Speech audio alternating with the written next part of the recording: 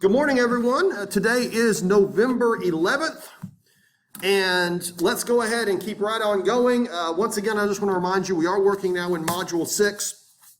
When we last left off, the 100 Years' War had been going on for over 100 years, and it looked like the English were going to win, or at least at a minimum, it looked like the English were going to permanently control a large section of what was then France.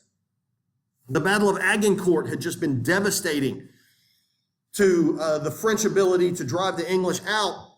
Well, moving forward a little bit, in about 1428, oddly enough, a peasant girl in France, Joan of Arc, who was about 16 years old, started claiming that she had been chosen by God to drive the English out of France. Now, there are a lot of unknowns about the next series of events. There's plenty that historians debate on this. But what is known is that she was not a significant figure before this. She was just a typical peasant girl.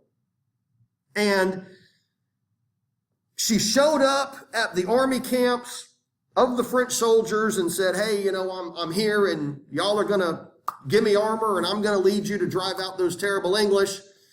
You can probably figure out the response, of course, that she got from the military leaders. At one point, she actually got an audience with the king. She was just adamant that God had chosen her for this. And of course, the king told her the same thing, go back home. This isn't your business. This is not a place for teenage girls. But she was extremely persistent. And so eventually she was traveling with one of the French armies, and lo and behold, the army seemed to succeed. And they won a few, I guess we would say, skirmishes with the English, and she was there absolutely insisting that was because of her. And in 1429, a French army liberated the city of Orleans, or Orleans, or how you would choose to pronounce it, which was a pretty big city and a pretty notable victory. And the soldiers on the French side got behind her and turned her into some sort of a mascot. And now this is where the debate comes in.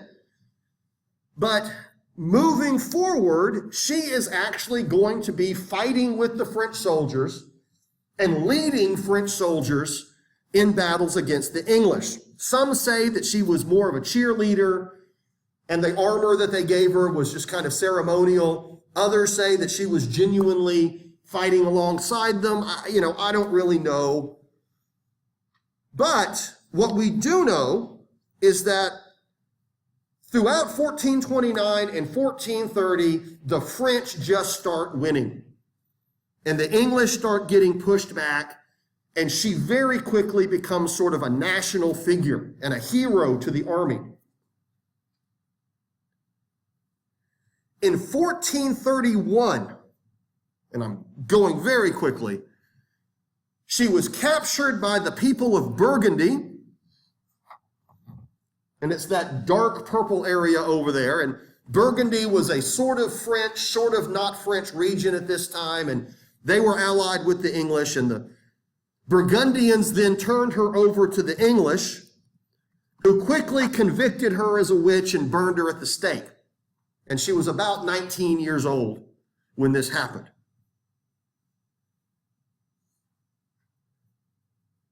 That, of course, turned her into a martyr. Rather than getting her out of the picture, now she is truly a national hero. And the French people are furious that the English did this to her. And so now the French people kind of unite behind the memory of Joan of Arc.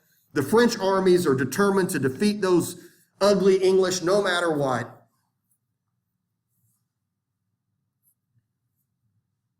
The last English army was driven from French soil in 1459. and the French ended up winning the war. Now, don't write this down. There was actually parts of northern France that England occupied in one way or another, going on for another 100 years or so.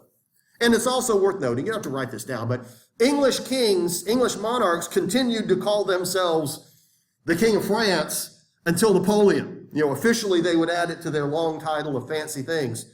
They continued to insist that they were the rightful kings of France, at least on paper. And they finally negotiated with Napoleon to quit using that. But Joan of Arc is given credit in one way or another for rallying the French people. And yes, of course, to this day in France, she is a national hero. If you go to the French people and say, list, the greatest French citizens, she will always be at the top or near the top of that list. Well, what are the consequences of the 100 Years' War? Well, again, it lasted more than 100 years. That's one thing to keep in mind. It was really nasty, really deadly. Happened, of course, during the plague. That's not fun to think about. We know many, many thousands of people were killed. I don't think that there's any real number. Both armies were pretty horrible. Like I mentioned last time, if you see either army coming up the road, you're about to have a bad day. It devastated French society, but at the same time, it also created national identities in both France and England. As a result of this war, the two different cultures really came to see each other as just that. We are not the same as them. We might both be poor dirt peasants, but you French are different from us English and vice versa. And so national unity is important. And of course, coming out of the 100 Years' War, the central government of France and the central government of England were significantly stronger because both of these governments now have large armies that support the king. But also as a result of the war in France, a lot of those powerful noble families were killed off, which gave the king more power. But again, it also created that national unity, rallying to the king. We're fighting for the king. You get the idea. So we're moving toward modernity, even if it's violent and bloody. Very, very nasty. But that's not even the only bad thing that happened in Europe during this era. We have the plague. We have the 100 Years' War. We also have the decline of the papacy and the decline of the church's credibility in the eyes of the typical European person. Now, we'll move through this very quickly, but there has always been a substantial question regarding how much authority the church has in the various nations of Europe. Because, of course, as good Christians, the European people are expected to be completely loyal to the church. Obviously, the Pope is their spiritual leader and God's voice here on earth. And so your loyalty to the Pope and to the church is unquestioned. But at the same time, what about your loyalty to the king? What about your loyalty to the state? Whose law do you really follow first? Are you a Christian first and a Frenchman second, or are you a Frenchman first and a Christian second?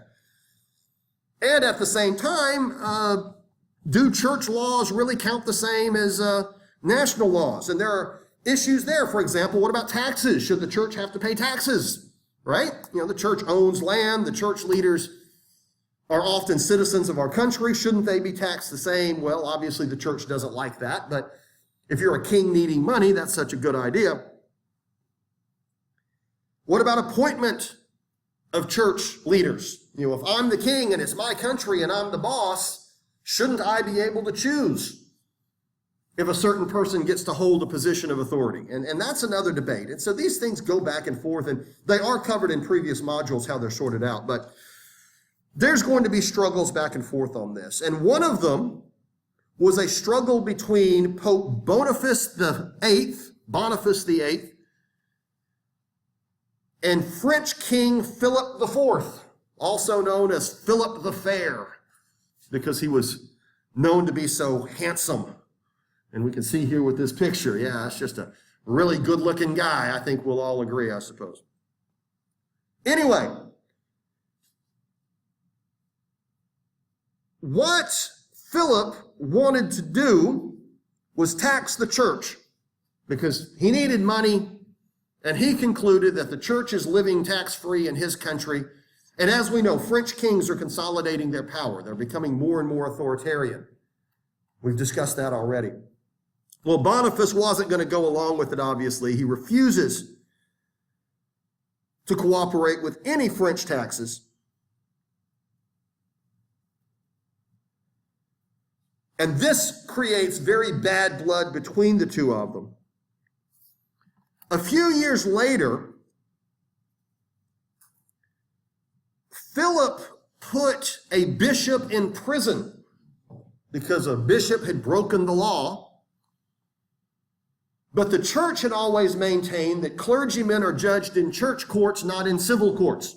If one of our own breaks the law, the church will judge them because they aren't really citizens of France. They are citizens of the church. And the church has its own justice system. But Philip was not comfortable with that. Well, moving forward very quickly, Philip decided that he has a big army, so he sent his army down to Rome, and he actually put Boniface in prison himself, because Boniface was not playing by his rules in France. He eventually let him out, but the Pope died, and a lot of people thought that that imprisonment had stressed him out and was responsible for it. Probably not the case. Popes tend to be pretty old and pretty sick, so it's hard to say. But the short answer here is that the King of France is now trying to extend his reach into the workings of the church leadership.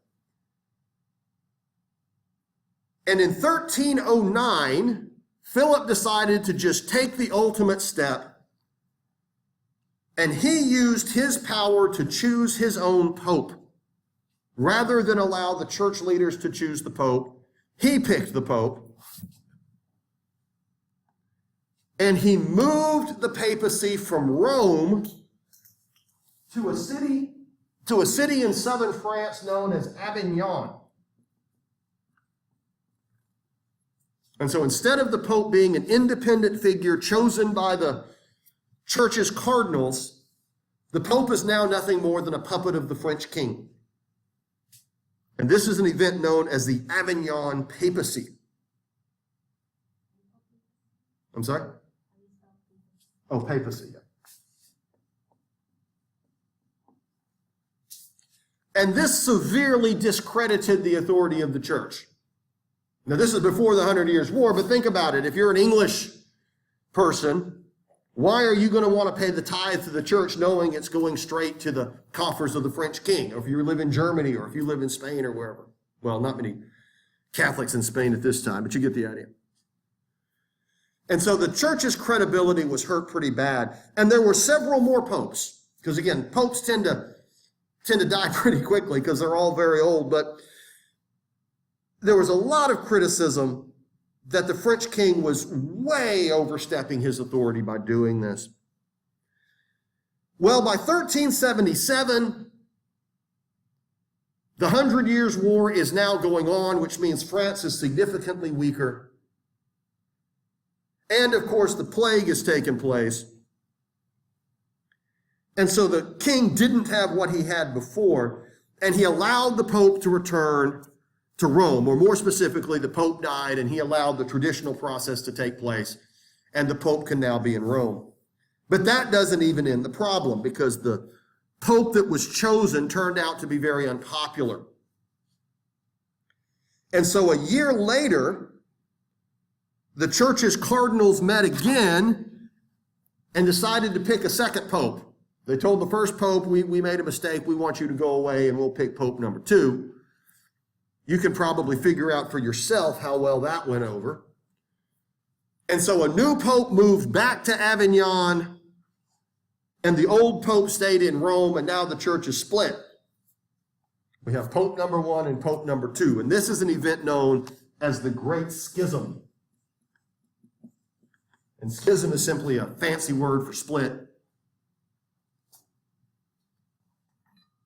With some regions being loyal to Pope 1, some regions being loyal to Pope 2.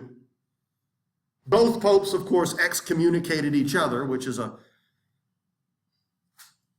act of where you simply kick someone out of the church. You deny them the sacraments. You're no longer a Christian. Obviously, it doesn't take long before everyone figures out that this is a mistake.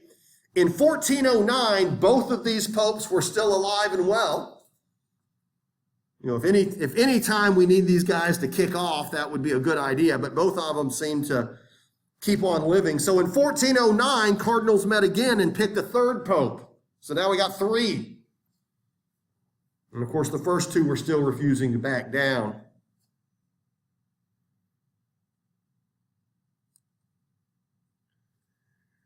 In 1417, all three of these guys had finally died. The church got together, chose one pope, and the Great Schism had ended. But what we're dealing with here is well over a generation of multiple men claiming to be the pope and different regions of Europe having to decide which one they will be loyal to. And what it does, of course, is it completely undermines the credibility of the church. How can you be the lone spokesman for God if all of us are arguing over who that person is? Maybe, just maybe, this is all just a big scam anyway, right? And they're just trying to get our money and pretend to be important, but how sacred can all of this be if this is clearly a political organization rather than a spiritual one? You can understand the problem. One way that the church dealt with this later on is a rather formal agreement emerged where nothing like this can ever happen again. There is an understanding that not only will the Pope be chosen very much in secret by the cardinals, and the cardinals are the highest ranking of the bishops, but there is an understanding now that it does not happen. Once a Pope is chosen, he is a Pope until he is dead. That's it. You know, we cannot remove a pope no matter what, no matter how much of a nut he might turn out to be, because they do not want another great schism to happen. And so this kind of event has never taken place since then. Now, it is true that plenty of popes become, very, very disabled. They become, they come down with dementia, Alzheimer's, all sorts of things like that. And the way the Catholic Church deals with it is they just kind of, hiding from the public. The Pope is fine, the Pope is fine, the Pope is fine, then the Pope dies, right? But they rarely even acknowledge that the Pope is having health problems as a result of being old, because again, every Pope is an old man when it gets down to it. Very recently, the Pope was a man by the name of John Paul II, and he was he was made Pope in the late 1970s, 78, I believe. And he was relatively young. He was in his 50s when he was chosen as Pope, which is quite young for a Pope. And as he became elderly and was suffering from serious problems, he was very visible with it. And he allowed the public to see him having these kinds of health problems. And he insisted that this has to be part of the process, that the church has to be transparent. And yes, I'm someone suffering from health problems. And he was praised for that. People thought that was pretty groundbreaking, because up to that point, popes were never willing to do that. And even more interestingly, after he did die, they chose the next pope, and that was Pope Benedict. And Pope Benedict resigned. He was Pope for a few years, and then he has stepped down as Pope. And then the new Pope is Pope Francis. And Benedict is actually still alive, and he still lives at the Vatican. But he's not Pope anymore. And popes, every once in a while, a Pope has resigned, but it was several hundred years since the last one did. It's a very, very unusual thing to do. And there's always speculation, why exactly did this guy step down? He was still reasonably healthy for a pope, but some people thought there might have been some sort of scandal going on. Maybe he just didn't like the job. There's all sorts of speculation, and he ain't talking, but he says, God decided I don't need to be pope anymore. So that's that. It's a very interesting and yes, very political organization that deals with that. And again, as I mentioned, even to this present day, the Vatican itself is a separate country. When you are in the little campus that is Vatican City, you are in your own state, and the Catholic Church does things its own way, I suppose. Okay, let's draw a line in our notes. We're moving on to a new topic. We've had all of these terrible things ravage Western society. Obviously, we have to recover, don't we? We have to do better, and we're going to. I want to talk about the Renaissance, the rebirth.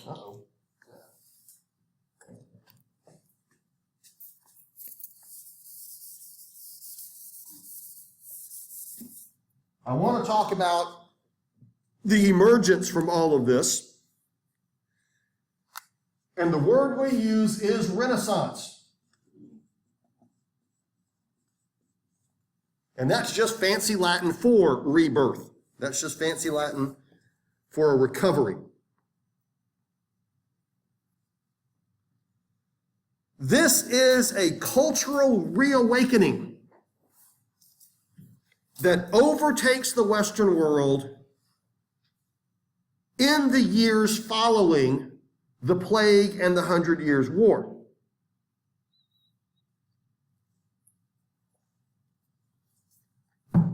It will see an improvement in all aspects of life quality. People will be living longer. The economy will improve. We will see the beginnings of what we would consider personal freedoms and civil liberties, etc., etc. In very simple terms, with the Renaissance, everything pretty much gets better. Everything pretty much improves. We will see the emergence of individualism, of skepticism, of ordinary citizens taking a much greater agency in how they are governed. It is the birth of the modern age. That's really what the Renaissance is. And like so many other movements we're talking about, it doesn't happen overnight. It is baby steps. As a matter of fact, the Renaissance crept along so slowly that people going through the Renaissance, to a large extent, might not have even understood that that's what was going on. It's only in hindsight that we can now look back and see how radical it was. Well, we have to begin by noting that the Renaissance began in northern Italy. Going back there. The Renaissance began in northern Italy. There are a series of city-states, which we have mentioned before. I can't say anything like that without our friend on my iPhone popping up and wanting to know what's going on. So there are a series of small little CITY states. They tend to be affluent. They tend to be a little bit better in terms of education. There's a lot of trade, a lot of commerce. They were hit really, really hard by the plague. But once it's over with, they work very hard to recover. And they were the first regions in Europe to recover from the plague.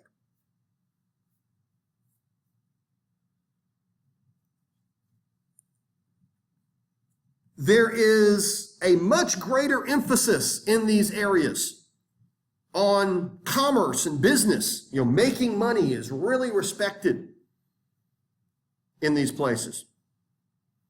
They tend to be more open-minded in terms of how they are governed. More participation from the general population is common.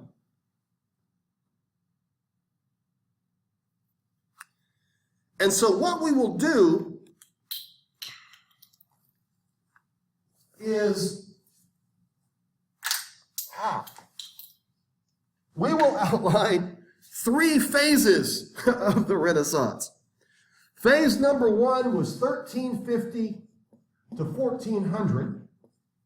So basically right kind of at the tail end of the first version of the plague to the year 1400.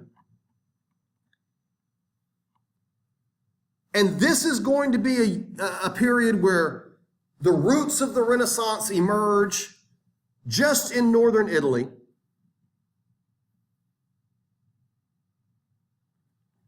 From 1400 to 1500, the Renaissance begins to spread throughout Italy and other parts of southern Europe or southwestern Europe. And between 1500 and 1550, it pretty much goes throughout Central and Western Europe.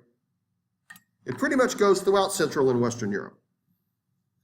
And what happened, of course, is that so many people were killed, so much death took place, that the society that grew up after it really didn't have a lot of tradition to build on. They built a new society, kind of like if we have a bunch of buildings on the beach and then a big hurricane comes along and just knocks everything down. We're going to build new buildings, aren't we? And they're probably going to be more modern and better than the ones before, probably very different. And so also what will happen is when society suffers from a severe catastrophic event, the birth rate is then going to skyrocket. Because, of course, all of this land is now going to be opened up, isn't it? Which means that the survivors now have access to a lot more opportunity to thrive. And all of these young people are now going to start having lots and lots of babies. And so in the immediate years after the plague, the birth rate just went through the roof. And so we have a young generation of Europeans that grows up and a youth culture, and young people are willing to challenge traditional ideas. Young people are willing to think differently. Young people will do things differently than their parents. And there's a lot of them in the years following the plague. And what they did was rediscover the teachings of the ancient Greeks and the ancient Romans. They went into these old archives and they went into these old places and started looking at what the Greeks and the Romans had been up to.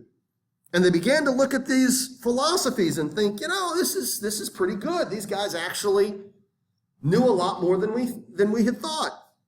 They figure out that the science of the ancient Greeks was actually better than their own in many respects. They learned that the ancient Greeks valued the individual. The ancient Greeks believed you're going to be here once, so make the most of your life. That's the teaching of the Iliad after all, right? Achilles and Agamemnon and Ajax and Odysseus, these heroes of those epics. What makes them heroes? Well, they made the most out of their life. I'm going to go out and I'm going to succeed and I'm going to be proud of myself and I'm going to be a winner. I don't want to spend my life as a humble, anonymous servant of God. I want to go out there and do something that matters. That's the way the Greeks saw it. And these young Europeans look at this and think, that's actually pretty valid. Maybe there's something to that. And again, there's a lot of them. So clearly, within about 100 years of the plague, and in the closing years and the end of the 100 Years' War, we're building a new world. A youth culture is recreating a world very different from what their parents and grandparents had been living in. There is one very important word that is most associated with the Renaissance. And that word is humanism. That word is humanism.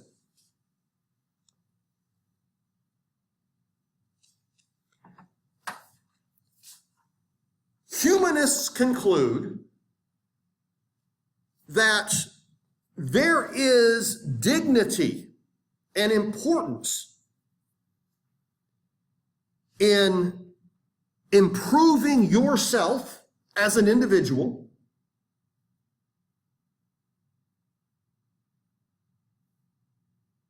working toward the improvement of your society,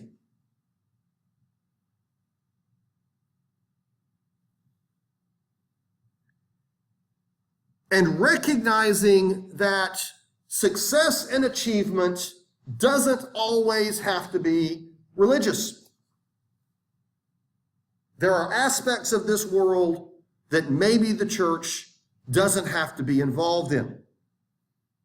So you as an individual matter, make this world a better place, succeed in your life. And there is a lot more to you than just going to church. So now there's new terms that we have to put up, don't we? Now there's new terms that we have to associate with humanism. One is individualism.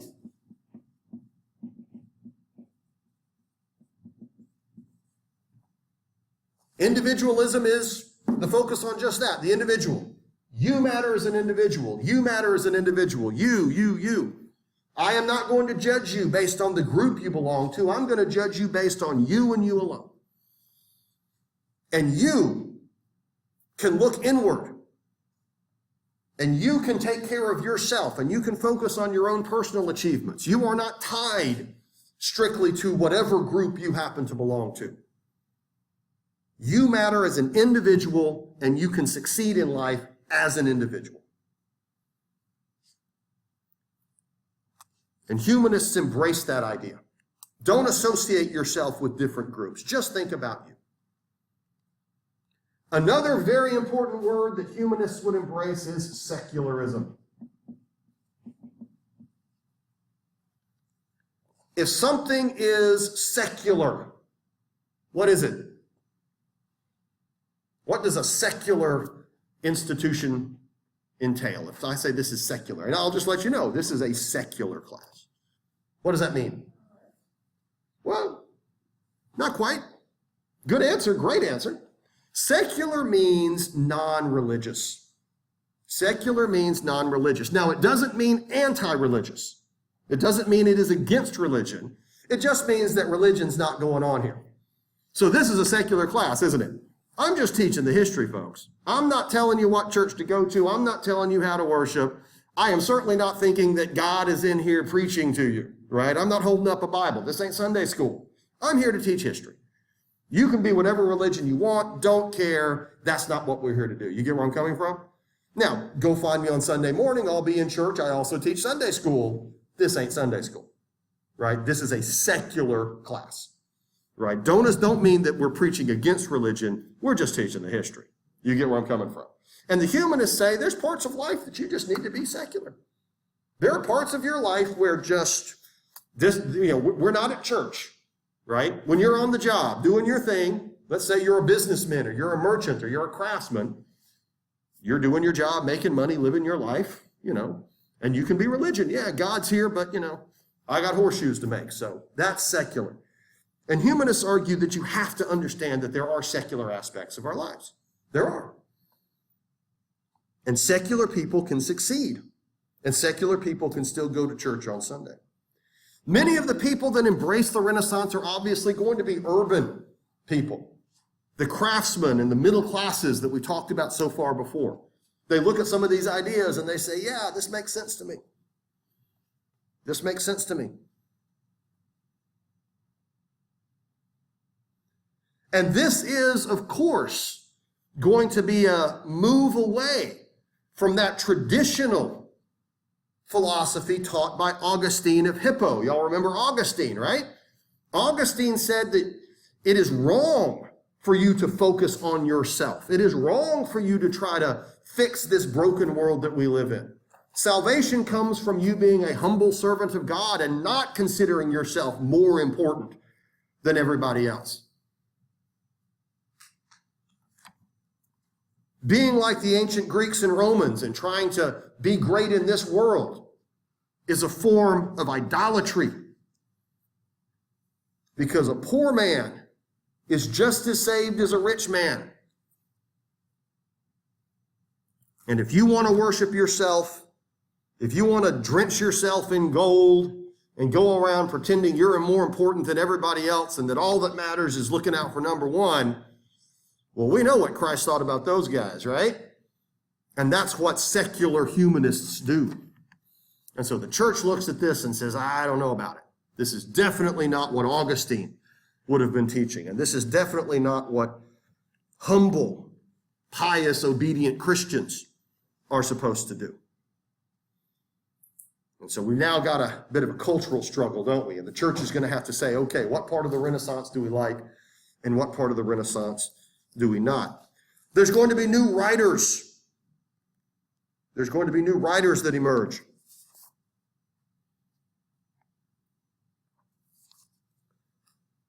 Two are Petrarch and Boccaccio.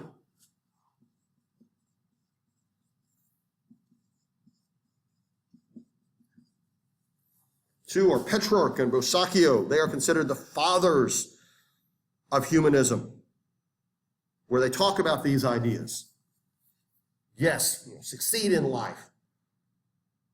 Learn skills, become successful, make money, make the world a better place, contribute to your community, give your children the opportunity to live better than you.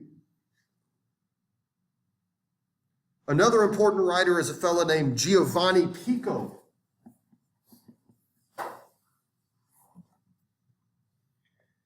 He actually writes a specific book, and this book is called The Oration and Dignity of Man. The Oration and Dignity of Man.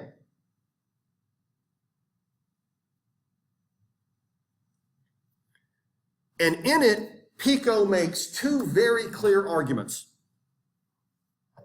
And this will be the last thing we do, because I know we're running out of time. We wasted it before this started with me telling y'all how to make your lives successful, right? Throwing in a little humanism. Maybe that wasn't by accident. Number one, he argues that man has the ability and freedom to shape his own life.